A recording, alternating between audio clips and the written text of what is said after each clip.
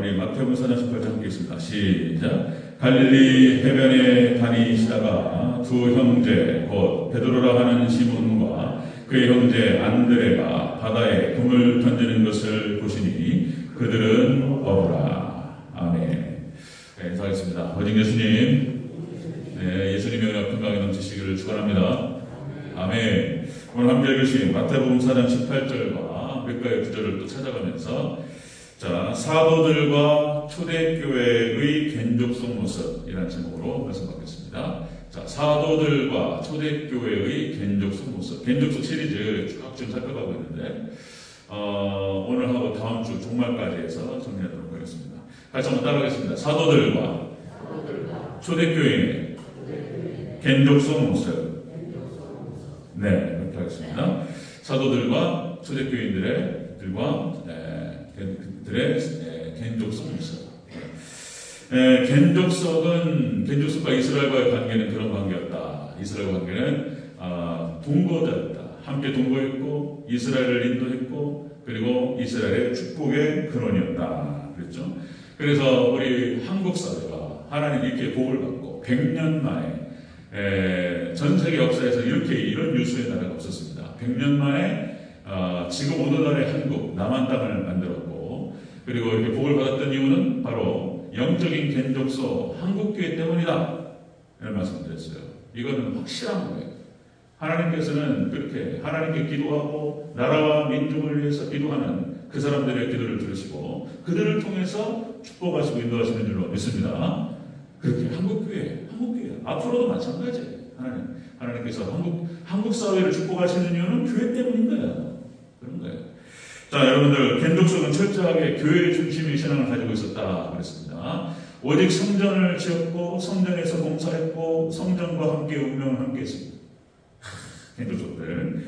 자, 그렇게 견족속들은 그 원형 자체가 바로 예수님을 상징한다 그랬습니다. 견족속의 원형은 예수 그리스도다. 우리 지난주에 봤죠? 예수님의 탄생 자체가 비천한 모습이었고 그리고 예수님의 생애 자체가 나그네의 삶을 살아가셨고 그리고 세 번째 예수님의 치유 모습도 십자가에서 죽으셨습니다. 그 삶 자체가 그랬어요. 자, 우리가 진정한 믿음, 참 신앙이 뭐냐 이렇게 얘기할 때 예수님께서 하신 말씀이 자기를 부인하고 자기 십자가를 들고 나를 따르라. 이렇게 하지 않는 자는 내게 합당치 않다. 이렇게 말씀하셨어요. 예수님을 따라가는 거예요. 참된 신앙이라고 하는 것은 예수님께서 본을 보여주셨던 그 삶 형태를 따라가는 것이다. 자, 그런데 지금 우리의 모습을 봤을 때 얼마나 그 예수님의 모습과 동떨어져 있느냐라고 하는 것입니다. 다시 한번 우리가 견족 속의 신앙을 살펴가면서 우리와 비교해보고 자, 우리는 어떤 삶을 살아갈 것인가 무엇을 추구해야 될 것인가 다시 한번 확인하도록 하겠습니다. 자, 여러분들 우리가 수요일날 레위기를 통해서 5대 제사를 살펴봤어요. 5대 제사, 번제, 소제, 화목제, 속죄제, 속건제. 자, 그 얘기하면서 이게 잘 안 와닿는다는 느낌도 들어요. 여러 번 반복하니까 번제가 다 태워버리는 거예요. 그리고 소제는 그 5대 제사 중에서 다른 건 다 짐승인데 소제는 식물로 드리는 거예요. 갈아가지고. 그러니까 완전히 갈아서 하는 것들이다. 그것이 로마서 12장 1절이잖아요. 믿음의 백성들이 어떻게 살 것인가? 너희 몸을 하나님이 기뻐하시는 거룩한 산 제물로 드리라. 이는 너희가 드릴 영적 예배이다. 여기서부터 시작돼요. 자, 우리가 그러니까 신앙이 뭐냐? 다시 한번 정의해야 돼요. 너무나 많이 떨어져 있다. 자, 사도들과 초대교회의 모습을 보면서 다시 한번 또 견족 속의 신앙을 보면서 우리 자신을 또 한번 살펴보도록 하겠습니다. 자, 사도들과 초대교회의 견족 속 모습. 첫 번째, 사도들의 모습을 보겠습니다. 사도들의 모습. 자, 다시 한번 읽겠습니다. 우리 마태복음 4장 18절. 다시 한번 읽습니다. 시작. 갈릴리 해변에 다니시다가 두 형제 곧 베드로라 하는 시몬과 그 형제 안드레가 바다에 금을 던지는 것을 보시니 그들은 어부라. 아멘. 자, 금방 말씀드렸듯이 사도들, 예수님께서 선택하셨던 사도들, 제자들의 모습은 한결같이 그냥 가난하고 비천하고 그리고 무식하고 이런 자들을 선택하셨어요. 왜 그랬을까? 예루살렘에 가셔서 머리 똑똑하고, 그렇죠? 물론 사도와 같은 서기관 출신도 있지만, 귀족들, 왕족들, 이렇게 멋있고, 똑똑하고, 교육받고, 이런 사람 선택하지 않고, 이게 어부들, 이런 거예요. 무식하고, 이런 자들을 선택하셨다는 것입니다. 그런데 이것이 이제 마치 하나님께서 그러신 것 같아요. 하나님께서 예수님께서 기드온 300용사를 선택하셔서 그죠? 미디안의 13만 5천 명을 격파하셨듯이 하나님의 능력으로 된다는 것을 의도적으로 보여주시기 위해서 의도적인 것 같아요. 이렇게. 무식하고 미련하고 아무것도 아니에요. 그런데 성령 받고 이들은 엄청난 사람들이 됩니다. 사도행전 4장 13절 이렇게 나오죠. 이들이 복음을 성령 충만해서 복음을 증거할 때 자, 저희가 베드로와 요한이 기탄 없이 말함을 보고 그 본래 학문 없는 범인으로 왔다가 이상히 여기며 그 전에 예수님과 함께 있던 자인 줄 알고 그죠? 기탄 없이 하나님 앞에서 너희 말을 듣는 것이 옳은지 하나님 말씀을 듣는 것이 옳은지 판단하라. 자기를 죽일 수 있는 그런 사람들 앞에서 그렇게 말하는 이런 제자들의 모습을 볼 수가 있습니다. 자, 그러니까 예수님께서 선택하셨던 그런 제자들과 사도들은 전부가 다 낮은 신분의 사람들이었습니다. 자, 그리고 이 제자들, 사도들은 다 무소유의 삶을 살아갑니다. 예수님께서 걸어가셨던 그 삶을 그대로 따라갔어요. 무소유의 삶을 살아갑니다. 마태복음 10장 9절 10절에서 예수님께서 친히 제자들에게 하신 말씀이에요. 너희 전대에 금이나 은이나 동이나 가리지 말고 여행을 위하여 주머니나 두벌옷이나 신이나 지팡이를 가지 말라. 2개 가지 말라. 하나만 가지라 말이야. 하나만. 이렇게 말씀하셨어요. 이는 일꾼이 저 먹을 것을 받는 것이 마땅함이니라. 너희들이 사명을 감당할 때 한 다 채워주시겠다고 말씀하셨어요. 그리고 전도하고 돌아와서 예수님께서 말씀하셨어요. 부족함이 있더냐? 아니, 없었습니다. 보고가 있죠. 그러니까 예수님께 제자들에게 사도들에게 그렇게 말씀하셨던 거 아무것도 갖지 말고 무서워요. 우리 하나님만 의지하고 하나님 너희를 돌보실 것이다. 약속의 말씀도 그렇게 하라. 이렇게 말씀하셨습니다. 무수의 삶을 살아갔고요. 그 다음에 여러분들 바나바라고 하는 사도는 아니었지만 너무나 신실한 사람이었기 때문에 그 사람을 이제 안디옥 교회에 파송한단 말이에요. 바울과 함께. 이 바나바가 사명을 하기 전에 자신의 모든 재산을 바칩니다. 바나바가 사도행전 4장 36절 37절 그가 밭이 있음에 그것을 팔아 값을 가지고 사도들의 발 앞에 두니라. 바나바가 모든 재산을 다 팔아서 그래서 교회 안에 여러 가지 굶고 있는 과부들과 여러 가지 어려운 사람들을 다 나눠줬어요. 그리고 자신은 빈털들 안디옥교로 파송해 갔습니다. 그리고 안디옥교회 이후부터 그리스도인이라고 하는 말이 호칭이 들렸습니다. 이방교회에서 가장 큰 부흥을 이루었다. 예루살렘 본교회가 어려울 때 안디옥교회에서 후원해가지고 선교했어요. 그 정도로 바울과 함께 큰 교회로 세웠어요. 그리고 그 교회가 반듯하게 딱 세워지면서 바울과 바나바가 1차 전도 여행을 떠나요. 돌아가면서 2년 그렇죠? 그러니까 철저하게 하나님과 지냈던 사람이 바로 바나바였다. 무소유의 삶을 살아갔다. 그 다음에 여러분들 이 제자들 이 사도들은 다 순교했습니다. 다 순교했어요. 요한만 90이 넘게 살면서 순교적인 삶을 살아가면서 반모섬에 유배되고 그리고 하나님의 음성을 예수님의 음성을 듣고 요한계시록을 기록하고 그렇게 살았고 다른 제자들은 다 순교했습니다. 마태는 이디오피아 북아프리카 중심을 해서 전도를 진행했습니다. 마태 그리고 이집트 이곳을 전도하고 복음을 증거하다가 창에 찔려서 죽습니다. 마가는 동일하게 이집트 근방에서 복음을 선포하고 하나님 나라 교회를 세우다가 밧줄에 묶인 채로 불 속에 들어갔습니다.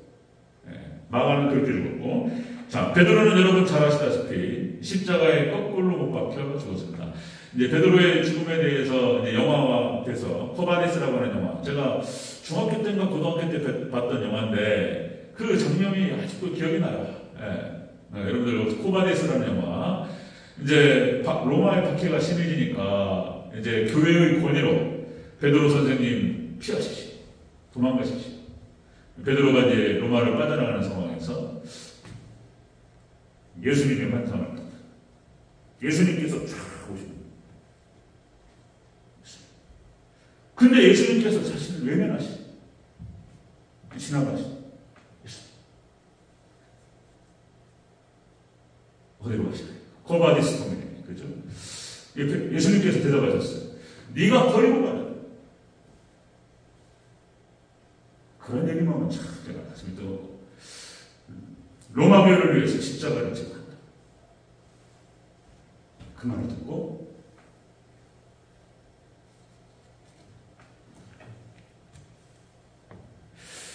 제가 가겠습니다. 그리고 십자가에 거꾸로 못 박혀 죽습니다. 야고보는 사도행전 12장에서 헤롯에 의해서 죽습니다. 그러니까 12사도 중에서 가장 먼저 죽었던, 숨겼던 사람이 바로 야고보 선지자였습니다. 사도였고, 자, 도마는 메대와 바사 그리고 인도 중심으로서 전도를 진행하다가 창에 맞아서 죽습니다. 이 도마는 AD 41년부터 49년까지 한국에 왔다 갔다라고 하는 여러 가지 견해들이 있어요. 그전에 말씀드렸듯이 경북 영주에 바위에 도마상이 있어요. 도마상이. 그리고 히브리어로 도마라고 써 있어요. 도마라고. 그러니까 예수님께 땅끝까지 복음을 증거하라. 이 말씀을 받고 순종하게 해서 쭉 동쪽으로 가서 땅끝이 한국까지 왔다는 거예요. 그리고 돌아가서 다시 인도를 찍고 인도에서 순교합니다. 도마가. 자, 그 다음에 가나안인 시몬도 이집트에서 십자가에 매달려 죽습니다. 그 다음에 베드로의 형제 안드레도 똑같이 십자가에서 순교합니다. 자, 그러니까 사도들이 다 순교했어요. 그럼 대체 우리는 어떤 삶을 살아가야 하는가? 그러니까 자기를 부인하고 자기 십자가를 지고 나를 따르라 예수님 말씀하셨고, 그 말씀의 명령 앞에 성령 충만함을 받고 예수님을 따라가다가 다 순교해서 죽었습니다. 자, 사도들과 초대교인의 개인적 순교였어요. 사도들은 다 순교. 자, 두 번째 보겠습니다. 두 번째. 사도들과 초대교인의 개인적 순교였어요. 두 번째로 초대교회 모습 어떤 모습이냐. 같이 한번 다시 한번 찾겠습니다. 우리 사도행전 4장 2절 선대를 한번 찾겠습니다. 쭉 한번 넘기셔서 사도행전 4장 2절 3절.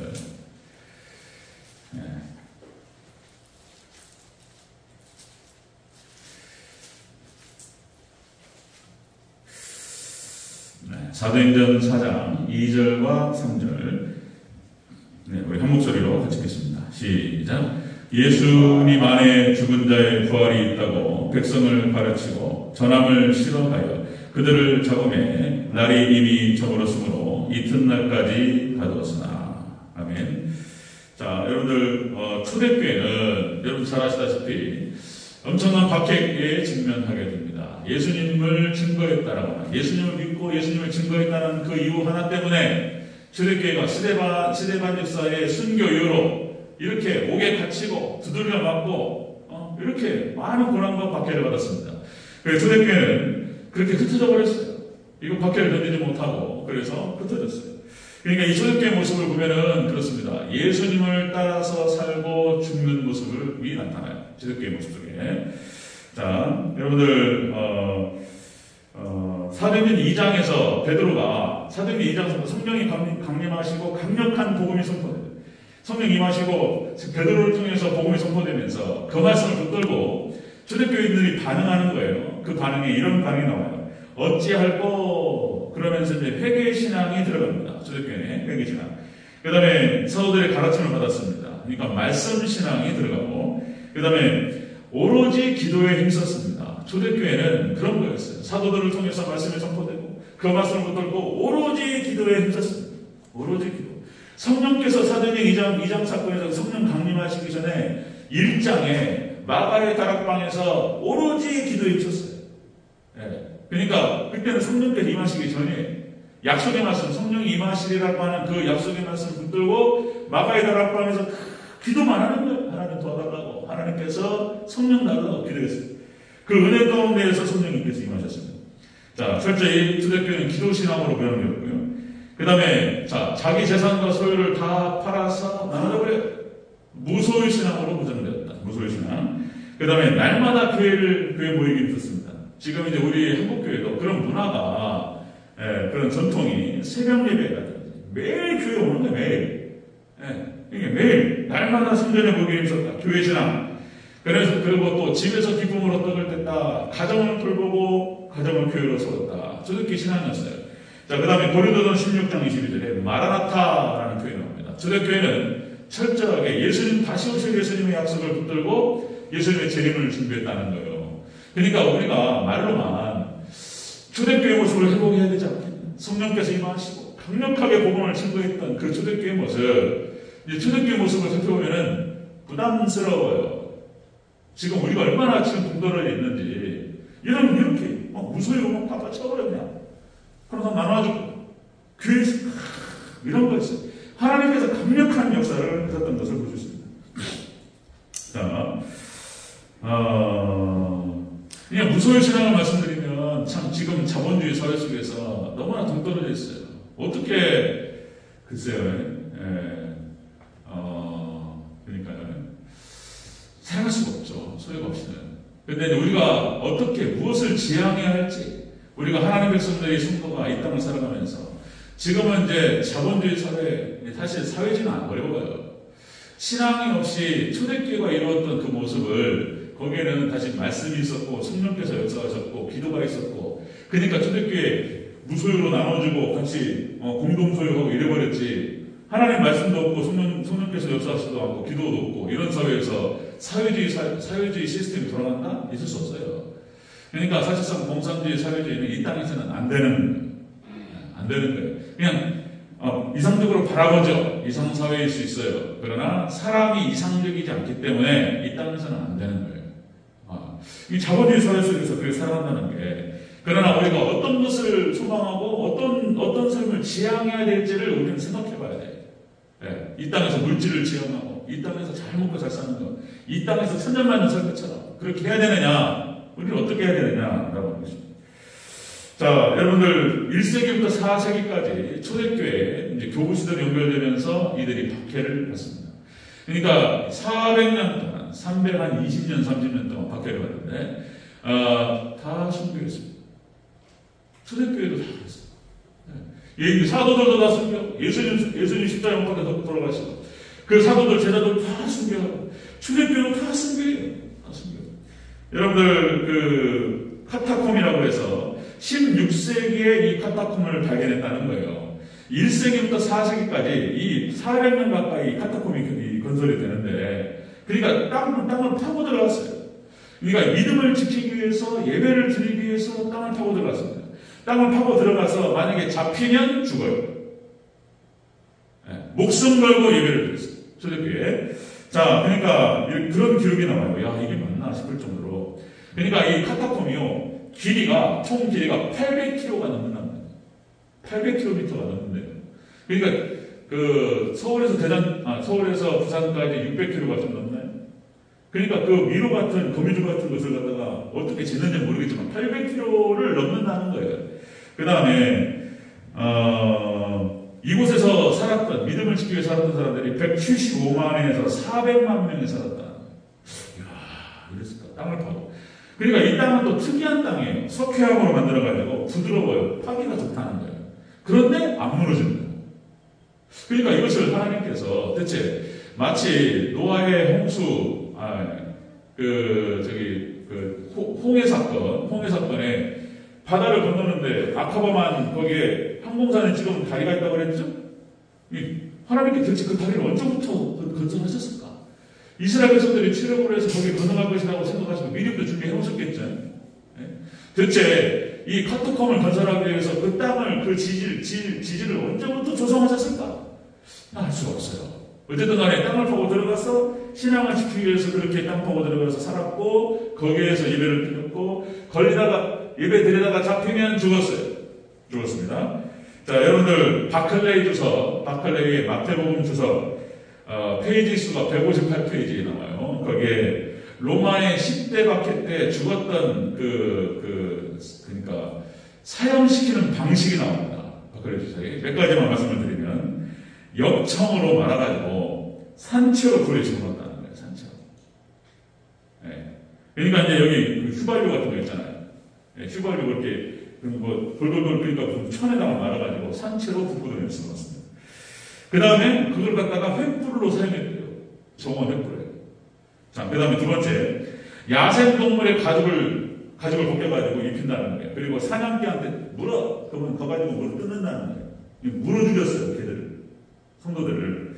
그 다음에 바늘 같은 걸로 찔러서 고문했다는 거예요. 바늘로 찔러서 고문했고, 니네가 예배 드리는 곳이 어디냐 말이죠. 그래가지고 그걸 갖다 고문을 알기 위해서 바늘로 찔러가면서 고문을 했고, 그 다음에 샘물을 갖다가 부어가지고, 샘물, 그러니까 몸이 타들어갔다는 거예요. 자, 그 다음에 또 눈을 빼고, 그 다음에 고통을 길게 하기 위해서 손발을 갖다가 태우는데, 손발을 태워요. 근데 찬물을 뿌려가면서 태웠다는 거예요. 그리고 여러분 잘 아시다시피 원형 경기장에 사자밥을 되게 만들고, 방법은 수도 없이 많아요. 그렇게, 그런 양식으로 해가지고 고통스럽게. 그런데 찬양하면서 죽는다는 거예요, 이것이. 자, 이제 마지막 종말의 때, 자, 환란, 그러니까 창세 이래로 없는 환란. 그것이 30일, 45일 말씀드렸죠. 대체 어떤 환란일까? 그런 환란. 근데 하나님께서 이길 수 있도록 도와주실 것이다. 그러니까 여러분들 예수님께서 가셨던 그 길을 사도들이 따라갔고 초대교회들이 다 따라갔어요. 도대체 이런 것들을, 그러니까 레위기에서 말씀드렸던 그런 거예요. 번제와 소제와 화목제와 속죄제를 드리는 거예요. 속건제. 자신을 완전히 드리는 거예요. 그러니까 이런 형태로 지금 그 역사 속에서 실현이 되었다라고 하는 것입니다. 그래서 이 피가 이 400명 가까이 흘렸던 로마에서 박해를 받으면서 초대교인들이 흘렸던 그 피가 전 세계를 복음화시키는데 밑거름이 됐다는 거예요. 여러분들 민주주의는 뭐 피를 먹고 자란다 이런 표현을 쓰죠. 교회는 순교자의 피를 먹고 자라요. 거저 덜렁덜렁 되는 것이 교회가 아니에요. 수많은 영혼들의, 수많은 성도들의 피 흘림과 희생과 헌신을 통해서 교회가 세워진다. 그때도 말씀드렸죠. 잠깐 제가 정찬장님 기도하시는데 잠깐 뒤로 빠져서 이렇게 앉아있는데, 여러분 보이시는지 모르겠습니다. 뒤에 화분 같은 깨끗하게 새 거로 해서 저는 누가 했는지 모르겠어요. 이제는 말도 안 해. 저한테 말씀도 안 하시고 그냥 누가 하셨는지 모르게 하시는 거예요. 하나님의 은혜와 축복이 있을 줄로 믿습니다. 여성교회에서 식당 봉사하는 거 쉽지 않아요. 믿음 없으면 하다 말아버려요. 시험대로 교회 안 나온다니까. 믿음 있는 사람들이 하는 거예요. 그런 거예요. 그러니까 작게는 그런 어떤 헌신과 희생, 이런 걸 통해서 교회가 세워지고. 자, 여러분들, 초대교회, 그러니까 전 세계로 기독교가 복음이 확장될 때는 그냥 된 것이 아니고, 이렇게 됐다는 거예요. 수많은 초대교회 성도들의 피 흘림이 있었다는 거예요. 이걸 통해서 쫙 퍼져나가는 것입니다. 자, 사도들과 초대교회를 통해서 여러분들, 견적 속의 모습은 바로 그런 것이었다. 예수님을 많이 닮아 있었고, 예수님을 따라서 살고, 예수님을 따라서 죽었습니다. 이렇게. 자, 세 번째 보겠습니다. 그 밖에 여러 가지 순교의 장면들이 나타나는데요. 이거를 다 읽기는 찾아보겠습니다. 시간이 괜찮아요. 고린도후서 11장 찾아보겠습니다. 고린도후서 11장. 고린도후서 사도 바울이 어떻게 하나님 복음을 위해서 헌신했는지 쭉 나오죠. 자, 고린도후서 11장 23절에서 27절. 사도 바울의 사도성을 건드렸어요. 예수님 제자도 아니면서 뭐 사도라고 그래요. 근데 사도 바울은 예수님을 직접적으로 만나서 예수님께 사명을 받았습니다. 이방인 선교. 그리고 그것을 증거하는 과정에서 나온 고백 중에 하나인데요. 사도 바울이 이렇게 하나님을 섬겼다. 자, 고린도후서 11장 23절부터 27절을 쭉 같이 한번 합독하겠습니다. 시작. 그들이 그리스도인의 일꾼이냐 정신없는 말을 하거니와 나도 더욱 그러하도다. 내가 수고를 넘치도록 하고 목에 다치기도 더 많이 하고 매도 수없이 맞고 여러 번 죽을 뻔하였으니 유대인들에게 40에 하나 감한매를 5번 맞았으며 3번 태장으로 맞고 1번 돌로 맞고 3번 파산하고 일주야를 깊은 바다에서 지냈으며 여러 번 여행하면서 강의 위험과 강도의 위험과 동족의 위험과 이방인의 위험과 신의 위험과 광야의 위험과 바다의 위험과 거짓 형제 중의 위험을 당하고 또 수고하며 애쓰고 여러 번 자지 못하고 줄이며 목마르고 여러 번 굶고 춥고 헐벗었노라. 28절 한번 시작. 이 외의 일은 고사하고 아직도 날마다 내 속에 눌리는 일이 있으니 곧 모든 교회를 위하여 염려하는 것이다. 아멘. 사도 바울이라고 하는 이 사람이 일생을 예수님 만난 다음에 갈아서 소재로 드리는 거예요. 일생 전체를 갈아가지고 하나님께 드렸습니다. 그리스도의 남은 고난을 자신의 육체에 채운다. 이런 마음으로 그렇게 해서 순교적인 삶을 살아갔고, 사도 바울도 여러분들 네로 황제 때에 참수형 당했습니다. 다 죽었어요. 다 죽었습니다. 그 밖에 사람들, 순교자들이 한두 명이란 말이에요. 요한의 제자였던 폴리갑의 순교, 화형 당했습니다. 화형. 근데, 잘 아셔도 90이 넘은 나이에 이제 붙잡혔어요. 붙잡혀서, 그 한마디 하는 거예요, 한마디. 예수님을 모른다라고 한마디만 해라. 예수님 모른다라고 한마디만 하면 내가 살려주겠다. 이런 얘기 했어요. 그런데 이제 폴리갑의 서만학교의 감독이었던 폴리갑의 결의에 찬 고백이 나온단 말이죠.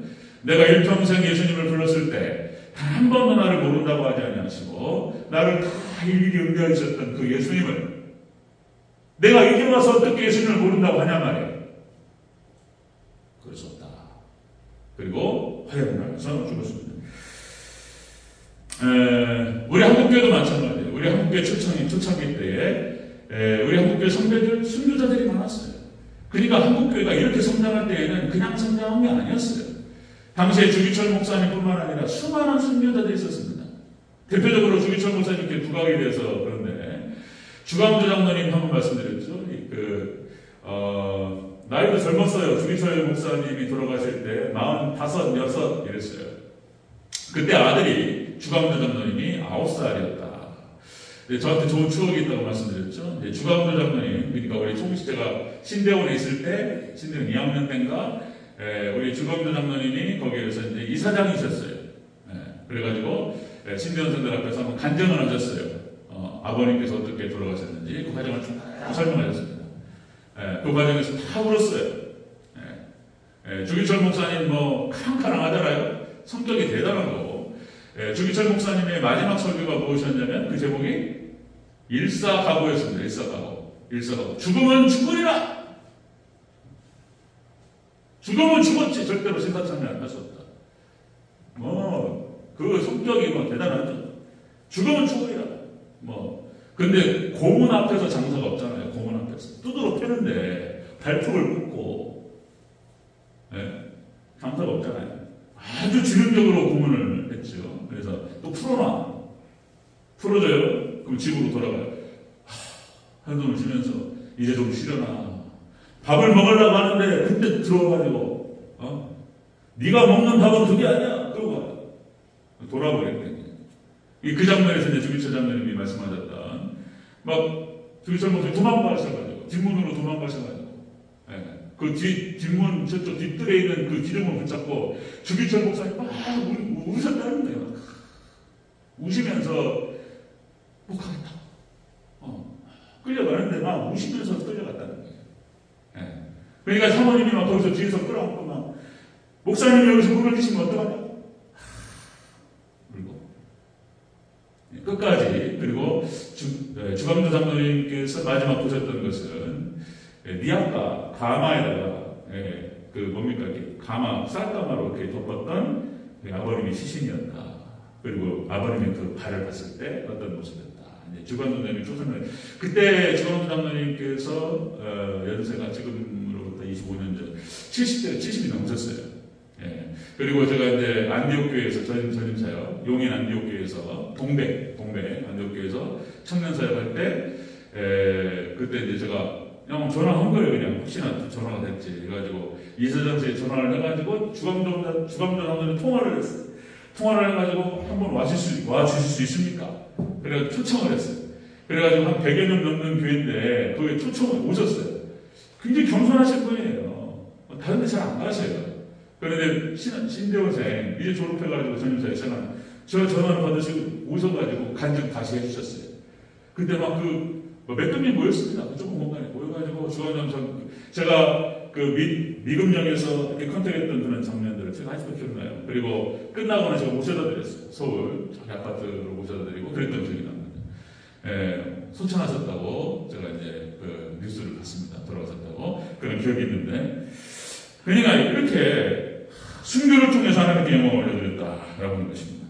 자, 여러분들 오늘 정말 이 시대 속에서 여러분들 예수님께서 하신 말씀, 마지막 때 믿음을 보겠느냐. 그러니까 다 회개하고 다 떠나가는 시대. 지금 신앙이 무너지고 있는 시대. 지금 마지막 때 라오디게아 시대. 다 인본주의화 되고 교회가 세속화되고 다 원주의화되고 끊임없이 가고 우리가 이런 것들을 보면서 우리는 어떻게 해야 되느냐. 우리 신앙을 어떻게 지켜야 되느냐.